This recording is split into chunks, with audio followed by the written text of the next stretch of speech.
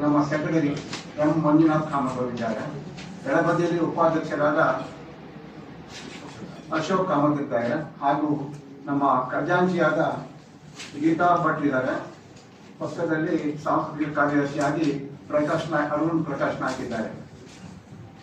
1981ರಲ್ಲಿ ದಿವಂಗತ ಜಿ ವಾಸುಪ್ರಭು ಅವರು ಸ್ಥಾಪಿಸಿ ಕೊಂಕಣಿ ಭಾಷೆ ಹಾಗೂ ಸಂಸ್ಕೃತಿ ಸಾಹಿತ್ಯದ ಸೇವೆ ತೊಡಗಿರುವ ಕೊಂಕಣಿ ಸಾಹಿತ್ಯ ಸಾಂಸ್ಕೃತಿಕ ಸಂಘವು ಆಗಸ್ಟ್ 23, 2026 ರವಿವಾರ ಸಂಜೆ 4 ಗಂಟೆಗೆ ಮಂಗಳೂರಿನ ಅಂಬೇಡ್ಕರ್ ಸುಬ್ಬರಾವ್ ರಸ್ತೆಯ ಕೆಂದಾರ್ ಶಾಲೆಯ ಶ್ರೀ ಸುಧೀಂದ್ರ ತೀರ್ಥ ಸಭಾಗೃಹದಲ್ಲಿ ಕೊಂಕಣಿ ಮಾನ್ಯತಾ ದಿನವನ್ನು ಆಚರಿಸುತ್ತಿದ್ದೇವೆ.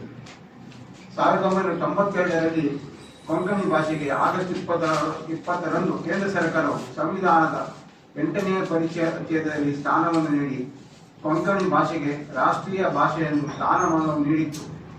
ಅಂದಿನಿಂದ ದೇಶವಿಡೀ ಕೊಂಕಣಿ ಭಾಷಿಗರು ಈ ದಿನವನ್ನು ಕೊಂಕಣಿ ಮಾನ್ಯತಾ ದಿನವೆಂದು ಆಚರಿಸಿಕೊಂಡು ಬರುತ್ತಿದ್ದಾರೆ.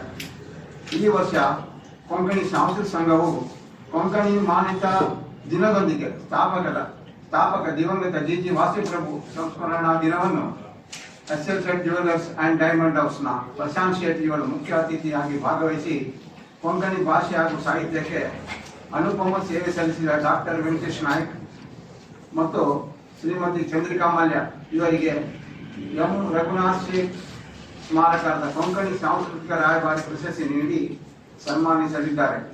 ಶ್ರೀಮತಿ ಮಿತ್ರಾ ಮೋಹನ್ ದಾಸ್ ಪ್ರಭು ಅವರು ಗೌರವಾನ್ವಿತ ಅತಿಥಿಗಳಾಗಿರುತ್ತಾರೆ. ಕೊಡಿಯಾಲ್ದವರ ಸಂಪಾದಕ ಶ್ರೀ ವೆಂಕಟೇಶ್ ಬಾಳಿಗ ಮಾವಿನ ಕುರುವೆ ಕೊಂಕಣಿ ಮಾನ್ಯತಾ ದಿನದ ಸಂದೇಶ ನೀಡಲಿದ್ದಾರೆ. ತಿಳಿಸಿದ್ದಾರೆ.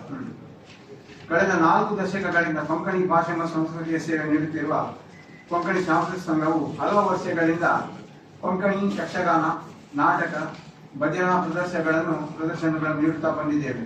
ಸಭಾ ಕಾರ್ಯಕ್ರಮದ ಬಳಿಕ ಸಂಘದ ಸದಸ್ಯರಿಂದ ಸಾಂಸ್ಕೃತಿಕ ಪ್ರದರ್ಶನ ನಡೆಯಲಿದ್ದು ಕೊಂಕಣಿ ಅಭಿಮಾನಿಗಳಿಗೆ ಮುಕ್ತ ಪ್ರವೇಶ ಕಲ್ಪಿಸಲಾಗಿದೆ.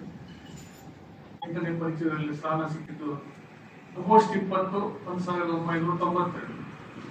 ಇನ್ನು ಅನೇಕ ಸಂಘ ಸಂಸ್ಥೆಗಳು ಇದನ್ನು ಆಚರಿಸ್ತಾ ಬಂದಿವೆ.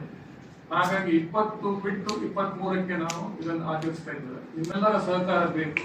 ನೀವು ಈಗಾಗಲೇ ಕಳೆದ 4 ದಶಕಗಳಿಂದ ನಮ್ಮ ಸಂಘಕ್ಕೆ ಅತ್ಯುತ್ತಮ ಪ್ರಚಾರ ಕೊಟ್ಟಿದ್ದೀರಿ.